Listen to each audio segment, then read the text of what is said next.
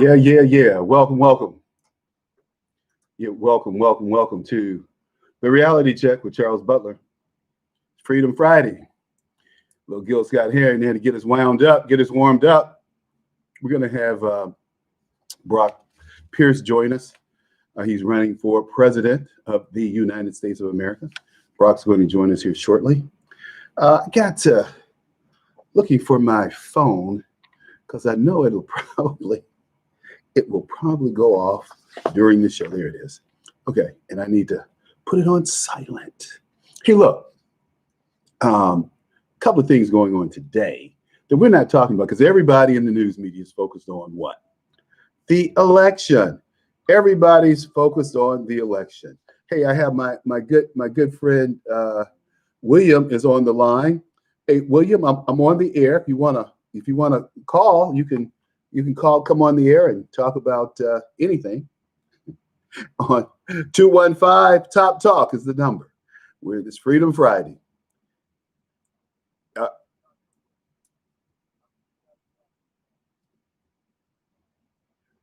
Okay. Oh, wow. Okay. Okay. All right. Thank you. All right. All right. Bye. Yeah, that's my boy. It's my boy, William. He's doing his thing. So, look, we're going to talk a little bit today about what's going on in France. Can you believe the beheadings? Can you believe the craziness that's going on in France? You know, these Muslims have absolutely lost their damn mind. The Muslims in France have lost their minds. Let me type this out. Muslims have lost their minds. They think that somehow they're going to come to our countries and impose their laws, their beliefs on us. Not going to happen. Draw pictures of Muhammad. I dare you. Drop it. See, I want one of them to attack me so I can make an example of him. Because, he may get the first blow in, but I'm going to finish it. We need to send these people back to the Middle Ages where they belong. The people in France, see, France is a group of sissies. You got the French police, the French military, real guys, real dudes. And if it weren't for those guys, I don't know what French society would be, because basically they're a society of girly men. They're just such wimps, and they're a socialist society. So when I was in Paris, I remember going out with a couple, and the guy had never worked. He never worked. He was 37 years old. He never worked, and he's very proud of the fact that the government took care of him. True story. True story. I was over there with a good friend of mine. But these damn Muslims have lost their minds. So I'm looking at stories in The Guardian and IBD and all of these newspapers, and I can tell you, people are upset. They should be, rightly so.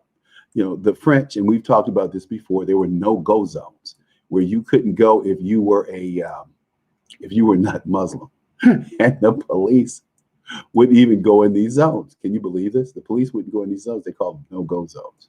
And so we're going to get around to Joe Biden. We're going to, like I said, we're going to have Brock Pierce on the show. Brock is a what do you call it? Brock is a candidate for the president of the United States. He's positioning himself to run in 2020. So we're having fun. President Trump, friend of mine, sent me a picture of Trump. I'm going to put it up on my Facebook. And a guy named Tim, good high school friend of mine. And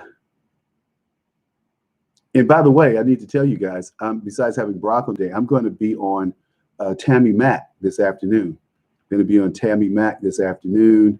And Tammy is going to be interviewing me and some other people about what's going on today in politics, what's going on this week in politics.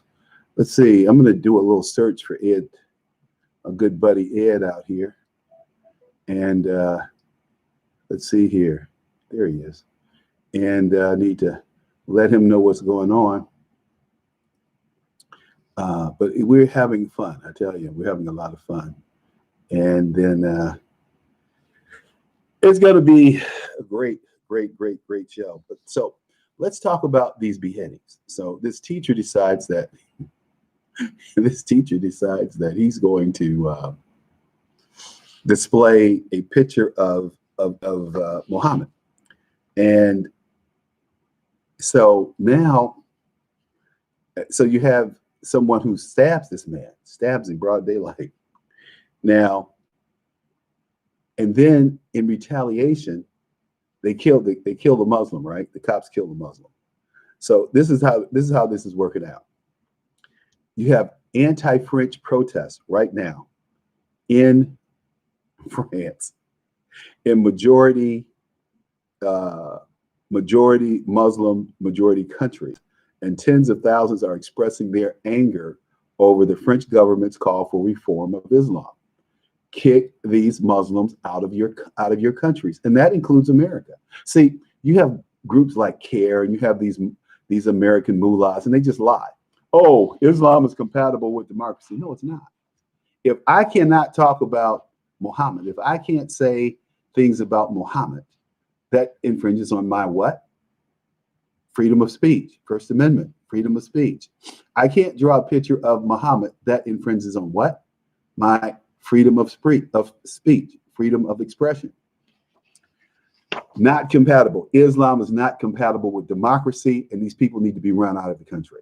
See, this is where Charles Butler, this is where I was. Trump is doing today what I suggested Americans do 30 years ago. Put Americans first. I don't want Japanese cars here.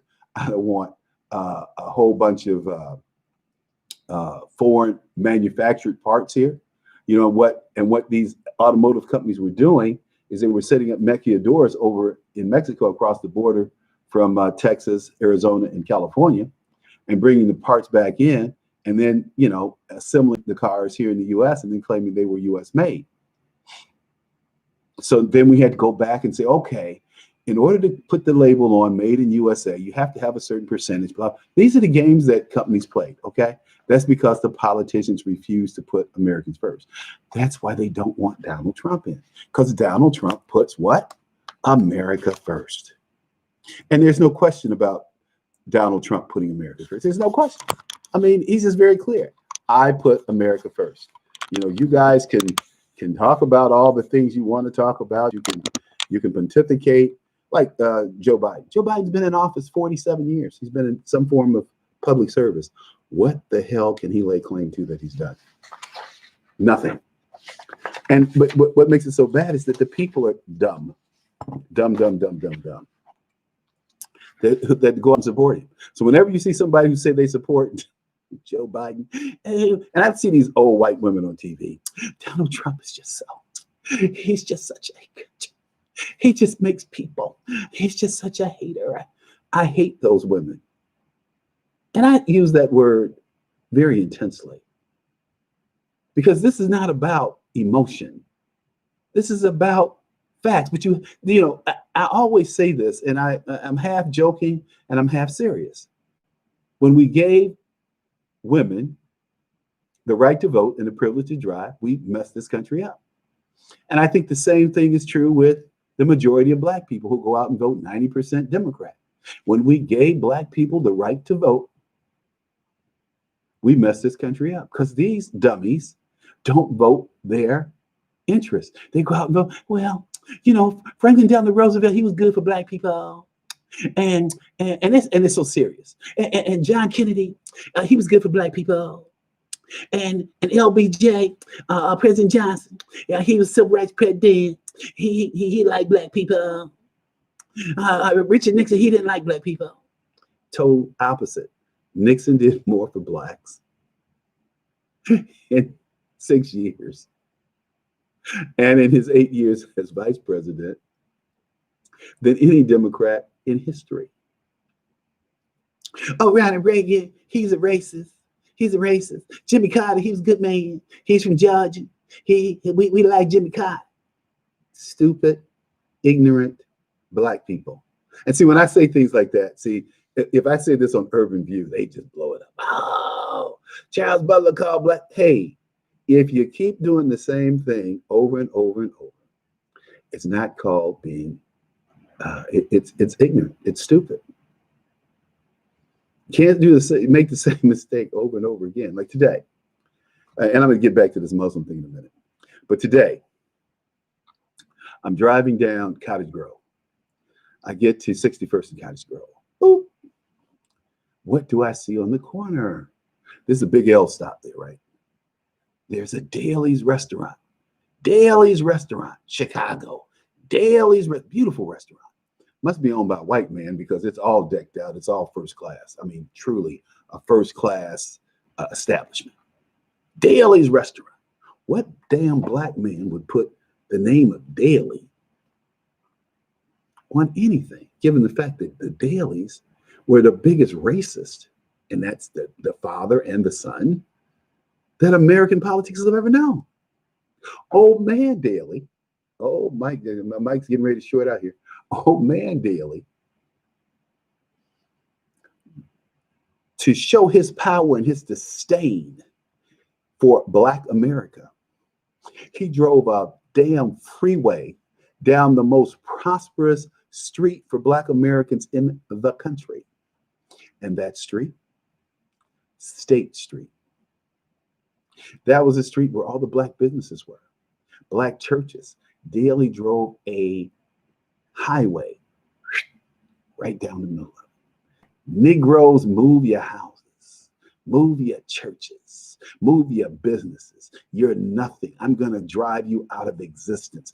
So you have to spend your hard-earned money with these racist white people that occupy Chicago. Remember this when I say that.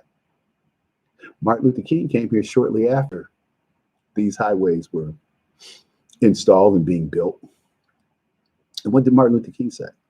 He said that Chicago and the hatred that he felt in Chicago was way more intense than anything he had experienced in the South. I didn't say that. Martin Luther King said that. I wasn't there. That's Martin Luther King. Hello. So for all you Democrats out there, white, black, Latino, put that in your pipe and smoke it. I see here. Got some chatter going on out here on the YouTube. What are folks saying? What are folks saying? Let's see. Let me blow this up. Okay. They're not saying anything. They're just listening. Yes. Okay, cool. So getting back to this Muslim thing. Now, this is something that's kind of glossed over. Oh, well, a Muslim, beheaded a teacher. And 2 people were beheaded in France this week. It's kind of gloss over it, right? Well, we're going to not gloss over it because at 2:30, we're going to have Brock Pierce come on. So we need to move through this. But there were protests in the Middle East and South Asia because, Indonesia has more Muslims than any other area in the world. And they were the latest sign of a rising disdain directed at France and the government of President Macron, who has defended cartoons established by Hebdo. Hebdo was, he got killed, Charlie Hebdo, a satirical newspaper, which denigrated Pope Muhammad. Didn't denigrate Pope Muhammad, just put out a cartoon. On Thursday, 3 people were killed in a French church in what Macron called an Islamic terrorist attack. True. In Bangladesh, the capital of Dhaka, they said 20,000 protesters came out to the street after Friday's prayer, rallying under the banner of 2 Islamic groups. The demonstrators carried signs saying, reading, "Stop religious defamation. Freedom of speech is not freedom to abuse. A boycott French products." The protesters burned an effigy of Macron, but the demonstration ultimately ended peacefully, of course. They were going to burn down their own stuff. They're not stupid like these protesters here in America, and these aren't protesters from our neighborhood, these are protesters outside the neighborhood. In the city of Shintagan, a protest of about 5,000 people, organized by Hafsat-e-Islam, a hardline Islamic group. The group spokesman, Islam demanded that Bangladesh and other Muslim countries end their diplomatic relationship with France and boycott French products. Who cares? You know, it's not like they have the money to buy a whole bunch of French products that would impact the French GDP. I mean, they're peasants. Let's just call them what they are. Police responded with tear gas, and the protesters hurled stones at security forces, and the clashes lasted for more than an hour. France has been stunned by a series of deadly knife attacks carried out by Muslim assailants in several cities, but the response to the violence by French authorities, which included a crackdown on Islamic groups, has energized parts of the Arab and Muslim world like few issues have in recent memory. These tensions, says some people, these tensions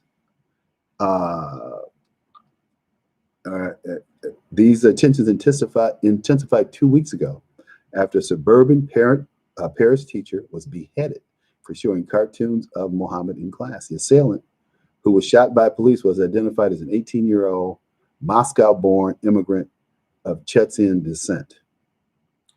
Anti-French protesters have taken place in Bahrain, and stores in Kuwait and Qatar have removed French products from their shelves. Macron's portrait has been burned and trampled in Turkey and in Libya. The Turkish government has led calls to boycott French products, and in other Muslim-majority states, including Saudi Arabia, Iran, and Egypt, they've issued statements expressing regret or condemnation over the continued promotion of the cartoons. Wow. Send those Muslims back home.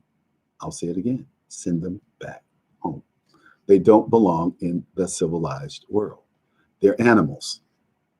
Their religion is, how can I say this? Their religion is a backwards religion. 1700 AD. I mean, these people adhere to this nonsense. I mean, and that the prayer with the booty up in the air, you know, looking like, you know, little homosexuals. I just couldn't get over that. I remember going to a mosque and seeing that, and I thought it was very disturbing. The whole notion, the whole movement, I thought it was just very disturbing for me as a Western person. Very disturbing. And we know about the homosexuality in the amongst Arabs and Muslims. We know about that. We know about the attacks on young boys in Afghanistan and Iraq, and how Westerners tried to go in and impose their values on these police chiefs who were raping boys and these policemen who were raping little boys. We know about this. It's not something that, you know, people don't know about. I mean, it's there. Hey, Roberts, how you doing? I'm here. See, he said good afternoon. I'm here. So we're going to have, like I said, we're going to have Brock Pierce come on in a couple of minutes. And let's see, about 3 or 4 minutes. But I just wanted people to understand that there's more going on than just the election of the President of the United States. Clerks call for a day of rage directed at France. Palestinian protesters gathered in East Jerusalem and several cities in the West Bank, including Ramallah, and a crowd of more than 1,000 massed in East Jerusalem outside the mosque. That's Islam's third holiest site and a frequent location of clashes between Palestinians and Israeli security forces. There are no early reports of violence. That's good. In Lebanon, a country that enjoys a very friendly relationship with France. In fact, Beirut was called the Paris of the Middle East. That's how close a relationship they had. It's a former colony of the French.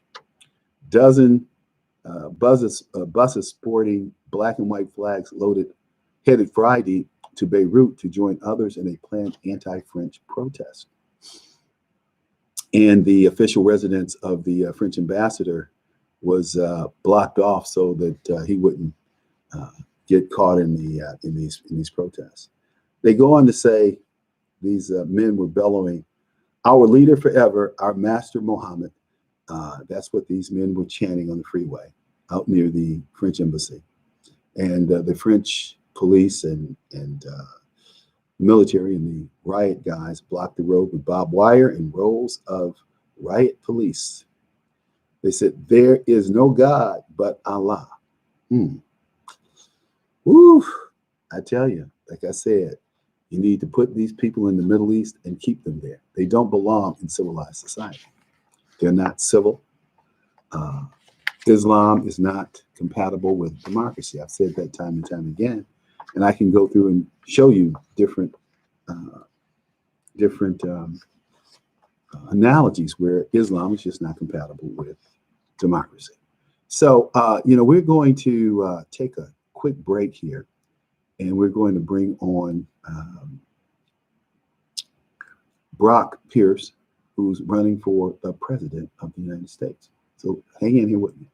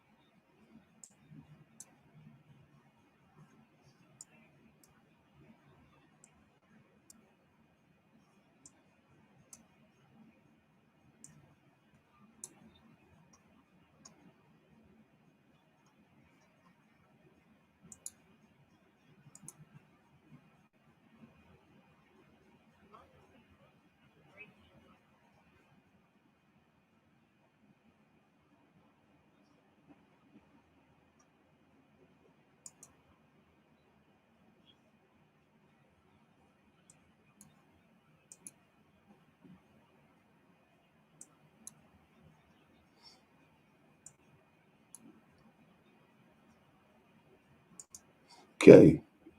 All right, we're back. People of the dollar ego say what you're doing, man, ain't legal. Anyway, Brock's going to be with you. Call in a few minutes. We're out here hanging. And see, Robert's out there for Freedom Friday, folks. You can always call in. Let's see. You can always call in let's see. What is it? 215-867-8255. 28. Let's see, 215-867-8255. 215 Top Talk. That's it. But it really bothers me. These killings, senseless murders of people by these Muslim folks who have taken it upon themselves to protect the image of Muhammad.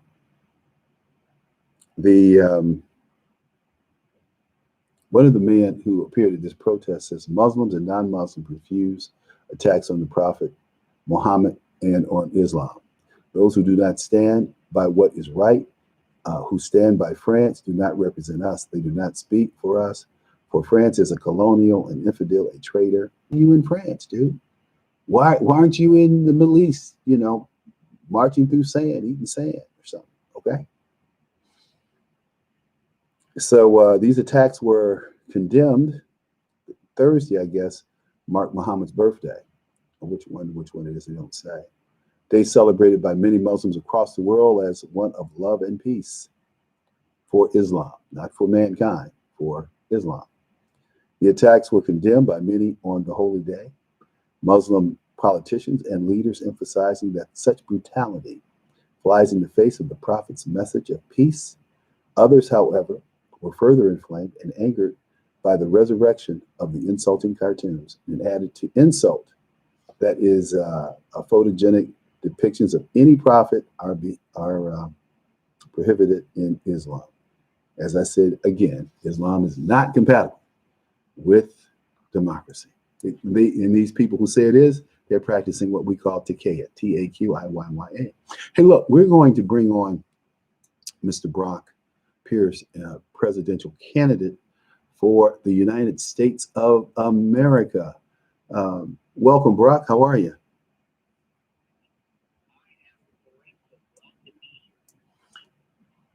Looking forward to seeing the results come Tuesday. Looking forward to voting Tuesday. I didn't vote early because I don't believe in that system, but I will be voting. Encourage people to vote on Tuesday. Hey, how are you doing out there? How are things running for you?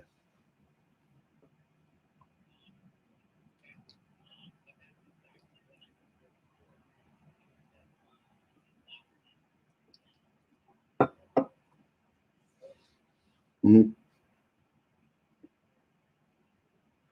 Hmm.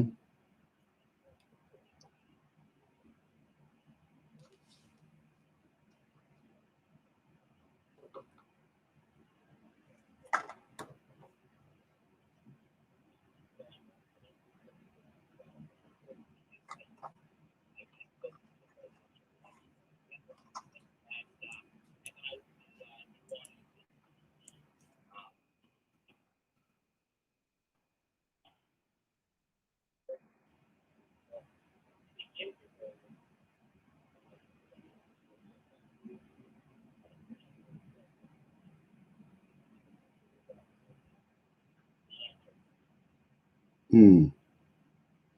Let's see. Can you? I'm trying to turn up your volume. Let's see here. How can I do that? Let me think here. Let's see. So, you know, what states are you campaigning in right now, Brock?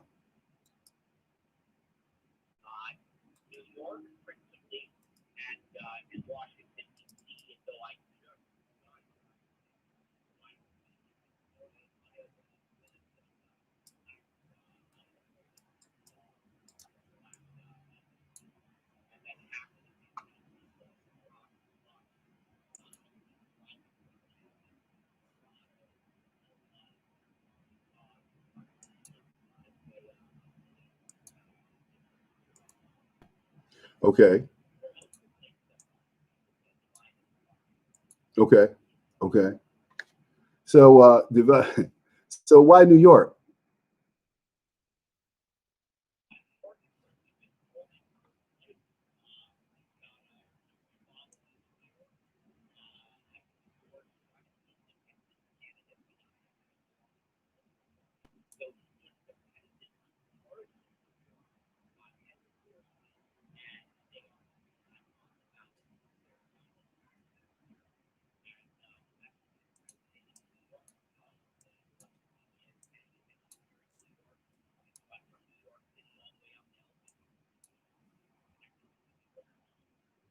Okay.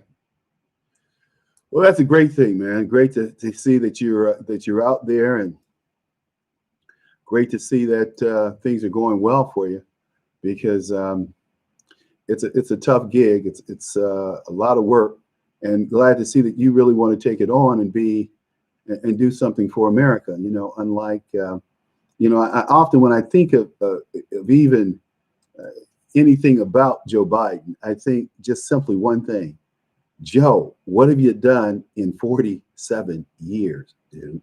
What have you done? That's all. I mean, when it comes back, you know, his few accomplishments, I'm just totally miffed that anyone could think that. And he's talking about what he's going to do. He hasn't done anything. He's had plenty of opportunities to step out there and take the lead.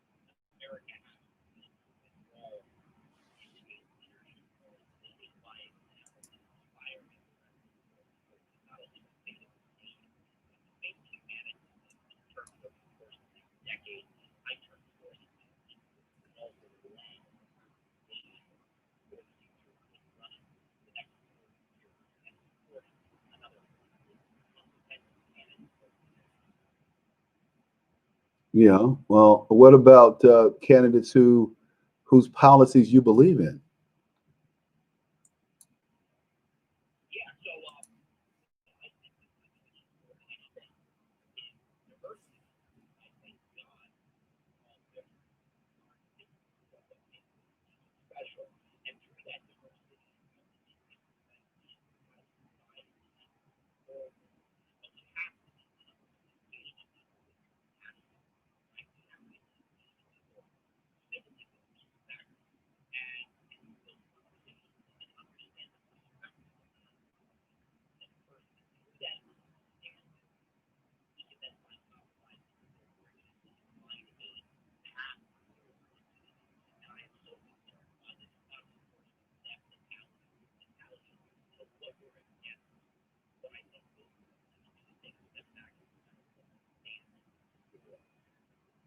Well, Brock, I think Brock, that's the problem. You have people in America who actually stand for something, and then you have those who go any way the wind blows. Anytime some body jumps up and says, "Well, I'm being discriminated against because I have purple pimples." I mean, and then that becomes a thing that people rally around. I am so tired of these pseudo protests. I'm so tired of people trying to get others involved in their BS. One of the things that I talk about that people either embrace or they don't embrace, but I don't care, is protest. Uh, the reason we didn't have protest, oh, wow. The reason we didn't have protest in the Booker T. Washington era or the post civil rights era, or the post, I should say, Reconstruction era, was that people felt that, protest really didn't accomplish anything. That's why we went to the courts, and people have gotten away from going to the courts. The courts are ruling instead of enforcing the law and interpreting the law. The courts are making law themselves, which I find very disturbing, especially as an American. We had laws here in America that have been passed by Congress and signed by presidents and overturned by the courts. So when we come to this new election and people are talking about bringing people together, our country's never been together. That's the beauty of this country. The style of American politics and American government is not everybody pulling together going one way. That you can never. The only time that's ever happened in my lifetime was when 9/11 happened. That's the only time the country came together around an incident and rallied one way, to my knowledge. Other than that, we've always been divided, but we've always, as you pointed out, been respectful, let the other person speak, and reach some compromise.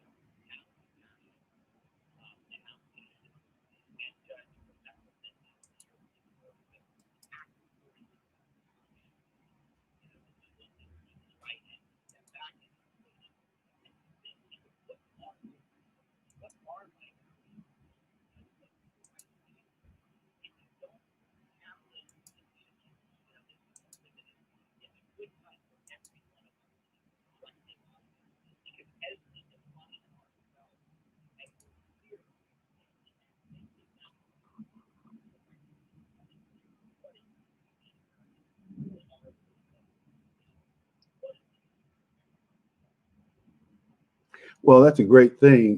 What kind of America do we all want to live in?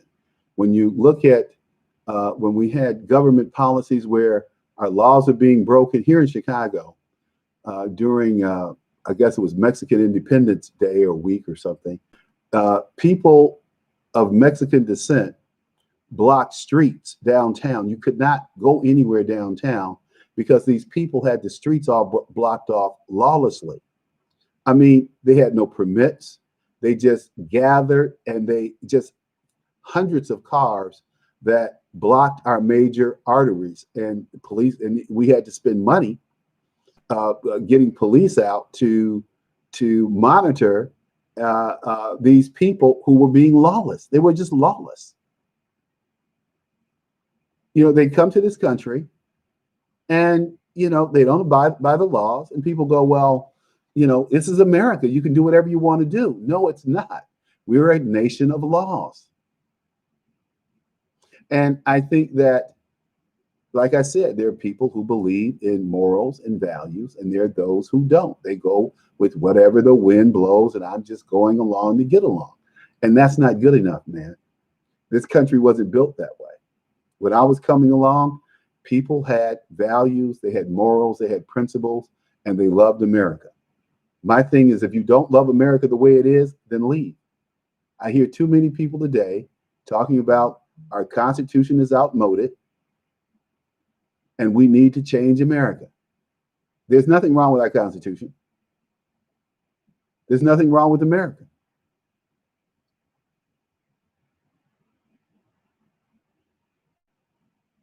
Brock? Hello? Guess Brock, did we lose Brock? Yes, we did. Hello? Brock? I think we lost Brock for a minute. He'll call back in. But hey, the reality is, I understand where Brock's coming from, and it's great. He's out there running, and we need people talking about the kind of things he's talking about to be part of our part of what we're trying to do to make America a better place for all. Hey, Brock, go ahead. I'm not sure what happened there. Your voice just became more and more painful. Yeah, go ahead.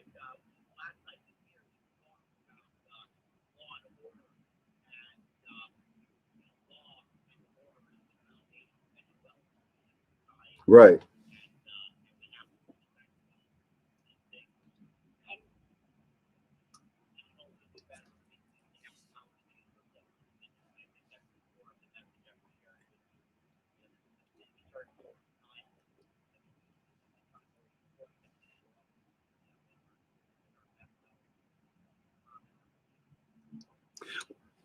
Well, Brock, I think you're doing that, and I hope that I get a chance to work with you in the future. I think that what you're doing and the thing, your message is a great message, and it's one that needs to be heard. I've talked to my friends about you, by the way, and several of them several of them want to talk.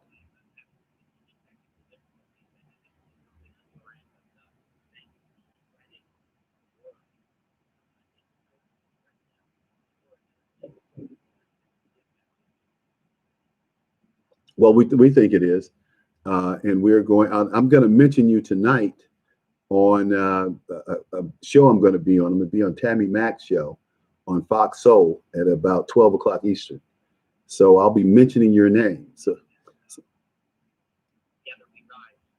And like I said, I mentioned your name to some of my friends who said they wanted to talk to you about your planned run in 2024, because we need another business person at the helm of this country.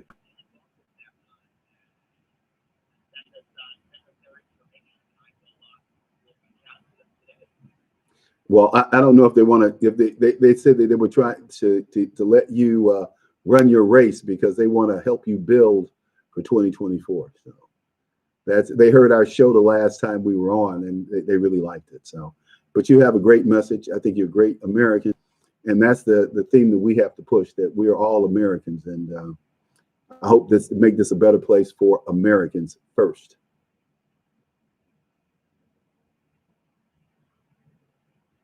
Brock, hello. I tell you, man, this equipment is horrible. It's horrible. I don't know what's going on with Scott and his stuff here. It's amazing. But anyway, hey, Brock, if you're there, speak up. Yeah, yeah.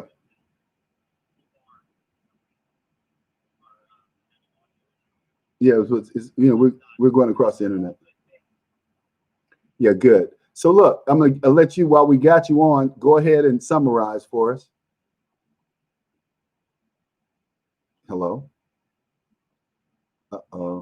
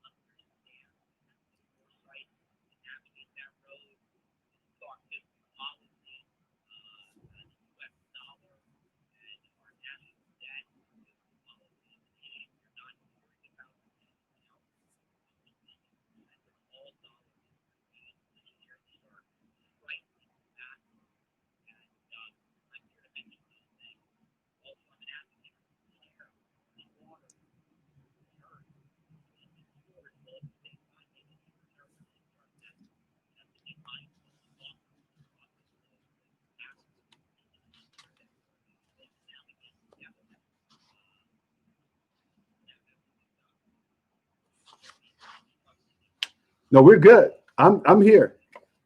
Yeah, you're welcome. You're welcome, Brock. I was just listening. I was just listening. I didn't want to cut you off. Didn't want to. I didn't have anything to interject. But I think it's important that when I have guests, that they get their points across.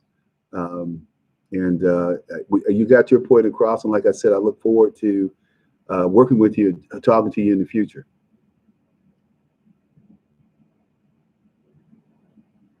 Thank you, Brock. Have a good one. Okay. All right. God bless. It's Brock Pierce. So anyway, folks, I hope you can hear me out there. It's been, uh, we've had our challenges here. Everything is hooked up. Don't know what happened, but one of the things I want to talk about before we exit the show today is contradictory um, election opinions. As you well know, some states have ruled that they're going to allow votes to be turned in, a vote going to be counted a week after they've been turned in. That's a long time. Some are not. So we'll see. We'll see what happens. But Judge, or Justice, I should say, Chief Justice Roberts, he appears to have been on the prevailing side of each of these dizzying rounds of litigation, sparked by pandemic-related accommodations and the increased demand for mail-in ballots and the worry about the Postal Service ability to handle. I'm just saying. I don't know. I'm just a country boy. But Justice Roberts has been the pivotal justice in this term that ended this summer. He's also been the key to the court's orders in voting litigation. Just this week, I think yesterday, North Carolina got an extension where they could count votes they could count votes up to a week after they'd been submitted or something like that. Amazing. Roberts. So let's see. Pennsylvania, the Supreme Court of Pennsylvania, and Rhode Island and North Carolina agreed to loosen restrictions on voting and counting votes. Amazing. People are trying to steal that election. That's all I can say. They're trying to steal the election, and we know that Trump's going to win. He's going to win by a landslide. How did somebody turn out 29,000 people to a rally? 29,000. Joe Biden has 200 cars. So even if you had 5 people in a car, that's 1,000 people. And Joe's ahead in the polls. He's ahead by 13 points. I don't believe it. And you shouldn't either. It's a hoax. But court liberals have made it quite clear that they think accommodations that protect the franchise are important, no matter who imposes them. Where is the law? There isn't any law. These people do what they think they want to do, and any whim of the government, any whim is acceptable. And it's not. It's not acceptable. Not acceptable at all. Uh, Other justices have endorsed the supremacy of the state legislature. The Constitution provides that state legislatures, not federal judges, not state judges, not state governors, or not other state officials, bear primary responsibilities for setting the election rules. So state legislators set the rules, not the courts, not the courts on the state or federal level, not the governors or any other state official, but the legislature. That means the House and the Senate of that state. Oh boy.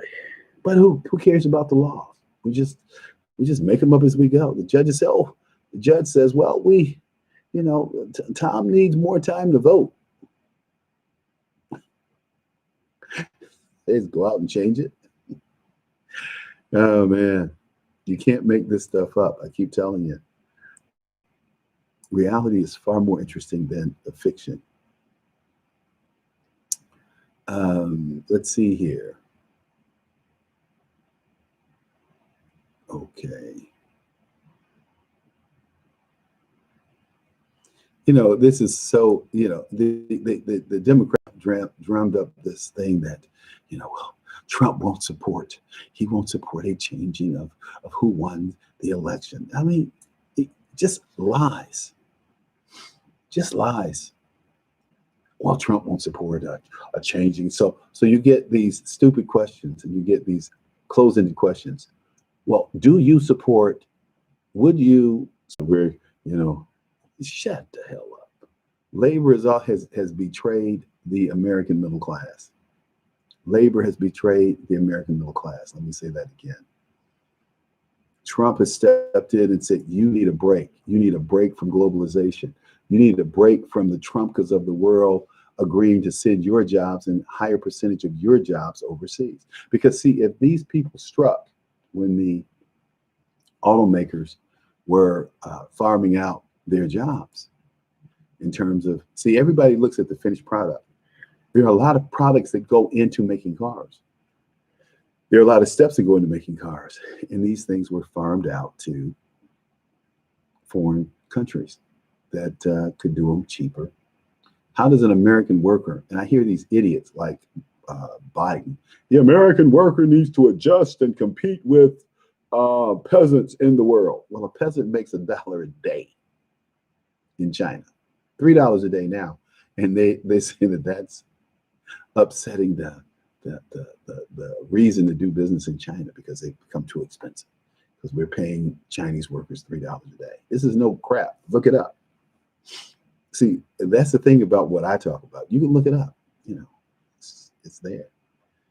They talk about the numbers point to a Biden victory, but can they be trusted this time? The answer is absolutely not. Absolutely not. They can't be trusted. Can we trust? No.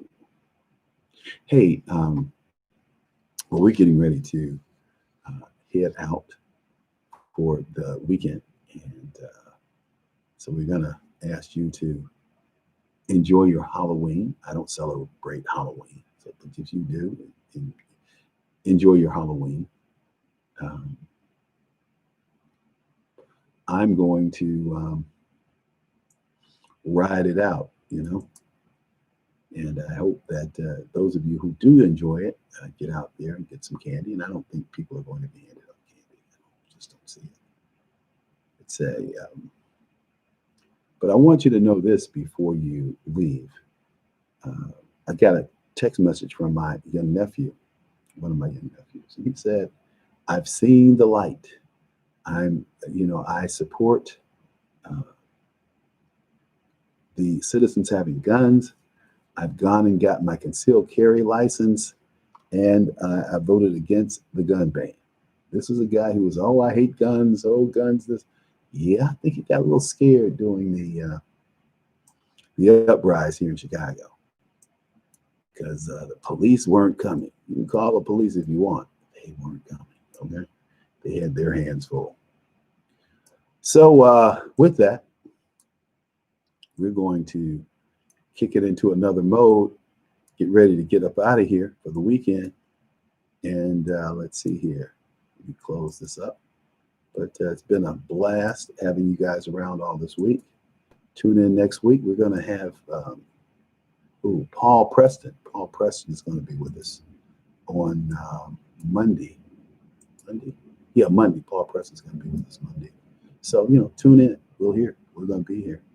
Raising Cain and taking names. That's what we like to do. So, tune in. We'll be here. And thank you again for, like I said, calling in. Appreciate it. Take care.